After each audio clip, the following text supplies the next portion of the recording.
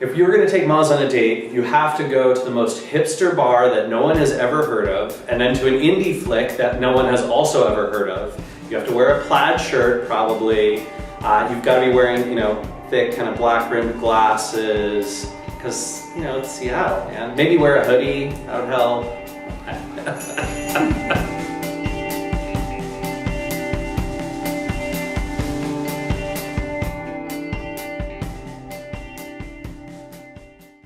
Moz is a software startup based here in Seattle. We focus on helping professional web marketers to track all of their inbound channels, their SEO, their social media marketing, their content marketing efforts, stuff like email and conversion rate optimization a little bit. And there's 125 of us now, up from, 2 of us who started the company. So it's been a really exciting ride. Moz is pretty unique. We're a strange and weird place, as you should be in the Northwest, right? We're the home of hipsters and weirdness. We have a set of core values called tag fee, and those are transparency, authenticity, generosity, fun, empathy, and exceptionalism. And those 6 core values kind of guide everything that we do. They guide our hiring, they guide how we do reviews for people here, they guide how we do partnerships and who we choose to work with, they guide how we do our marketing and our copy, our branding, our PR, anytime we work with journalists, they guide how we write our own content. They're just the guiding foundation of how we do everything at Moz. And so if I had to describe the culture here briefly, it would be through tag fee. But of course, there's lots of other parts that make up the culture, right? And those are how we interact with each other and how we choose who to promote, how we choose who we need to let go, how we choose what big decisions we're going to make and how we're going to make them. And a lot of those are guided by tag fee, right? We want to be transparent with someone about maybe why we need to let them go, which is always a really tough and sad process. But we want to be very empathetic to them, which means we don't get to be transparent to the rest of the team about those kinds of things. So these core values come into balance. There's an interplay between them, and I think it takes a lot of energy and a lot of focus to get that culture stuff right. To me, culture is not, we have beer in the fridge and we have ping pong over there and we have beanbag chairs and beer nights on Wednesday. That kind of stuff is fun and it's great, but culture to me is really about the values and about the decisions that guide the big moves the company makes. When I think about the many lessons, and I can't tell you how many times I've failed and made bad choices and wrong decisions, I think there's a few big lessons that stick out for me in terms of startup world and what I'd be passionate about. So some of them are kind of conventional wisdom. Conventional wisdom ones are, the people that you hire are extremely important, certainly, absolutely critical to your success. And one of the many things that I've found that predicts a great fit is, do they fit with your core values? And you should define those. You should define those for yourself, and you should define them for your company right at the start. I can't urge that enough.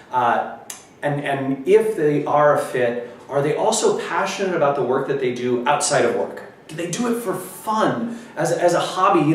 If you interview an engineer and they've never committed anything to GitHub except for code for their own jobs, do they love what they do? If you're talking to a marketer and they've never written their own blog post or done guest blogging, they don't run social media accounts of their own, they haven't had successful email newsletters that they've sent out, they've never done conversion rate testing apart from their job, do they love it? Are they passionate about it? Are they going to be a great fit for your team? I tend to find that the people who are those great fits have that passion inside or outside of work. They're doing what they love, and they just happen to be good enough at it to get a paycheck as well.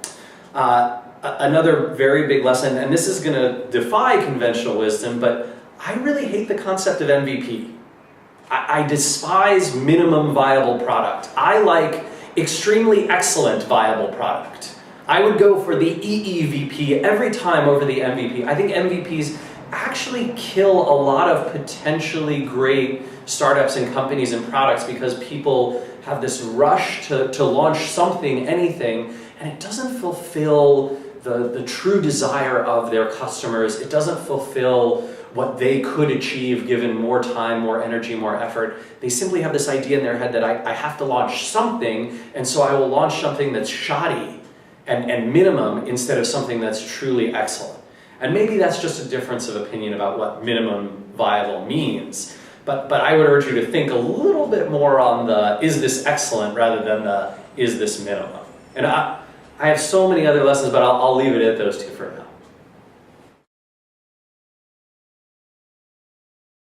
Early in the company's life, I had this idea that we wanted to build, we were very focused on SEO software specifically, helping SEO professionals. We still do a lot of that. In fact, I'd say the majority of our product still is focused around SEO.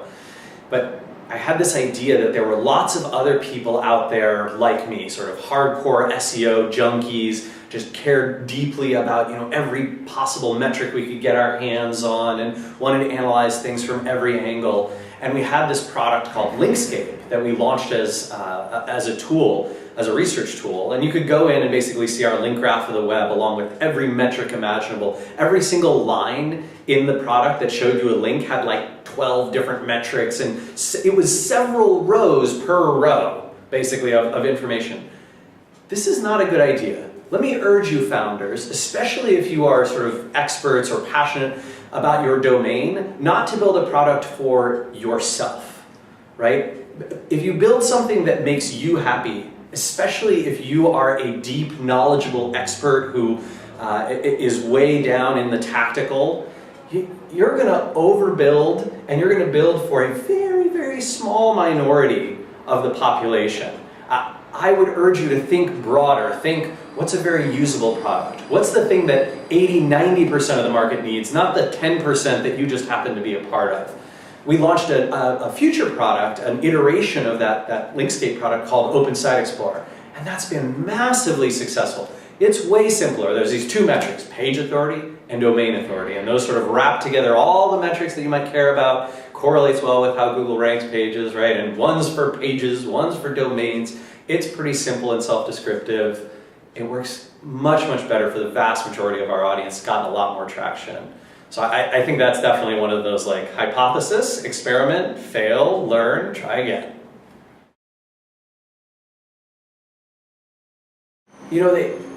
There's all this research around happiness, like what makes a person happy.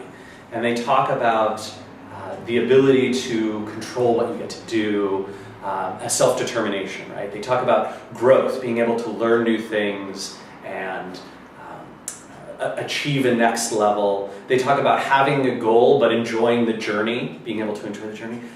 I would actually say that all of those things, all of those big factors in a person's happiness, professional happiness, are things that I get here at Moz. I don't know if I'd get that if I were an entrepreneur anywhere, but I do love them here, and I'm really a very accidental entrepreneur. I didn't set out to start a company. I didn't even know what a startup was. I thought venture capitalists were people who stole your company away from you. I was a very, very naive entrepreneur early on, and so I think this journey has just brought me a lot of happiness. Honestly, and this might be a result of who I am, I am most excited about the people. Now, the people here, right, the team I get to work with, I love coming to the office because of who I get to see and work with. I look at my calendar on my phone, and I'm like, oh, I have a one-on-one with this person, I'm excited about that. Ooh, I get to go to this meeting, I'm excited about that. I love that. And I'm also really, really passionate and super excited about the people outside of Moz, our customers, our community, the networks I'm in, the people that I meet when I go to speaking engagements and conferences. I just have so much strong desire to help marketers do better marketing and to help share the knowledge that I've learned, to learn things from them, to hear what their experiences are like. I spend 100 days a year on the road doing those types of interactions. It's just phenomenal. Those are people is right at the center of what makes me excited. Seattle is a phenomenal scene because people love to help each other. I've been a part of Seattle's entrepreneurial scene, heavily involved for 4 or 5 years, and I can say honestly I've met with hundreds of people, and it's amazing. You know, the Spencer Raskoff from Zillow is willing to get together and spend an hour telling you about what it will be like to go public. And Rich Barton's willing to come in and talk to our team. And you know, Dan Shapiro, who's now over at Google, is willing to have late night phone calls and chat about how the business is going. People are just so incredibly generous, so open with their time and energy. They're transparent. They're personal and personable. You know, they care about not just your work life, but your personal life too. I think there's something very special about being kind of an underdog in the startup ecosystem, and Seattle carries that underdog mentality and that we have to help each other mentality. It's a really powerful and exciting thing to see. I like thinking of Moz as an elephant, and I know that has its own connotations of like, oh, they're slow moving or they're the elephant in the room, but actually elephants are incredibly loyal and kind and loving, especially to their offspring and to the groups that they form. And I think that's true of Moz too. We're a very empathetic, very kind, generous, loving bunch. So elephant describes us pretty well.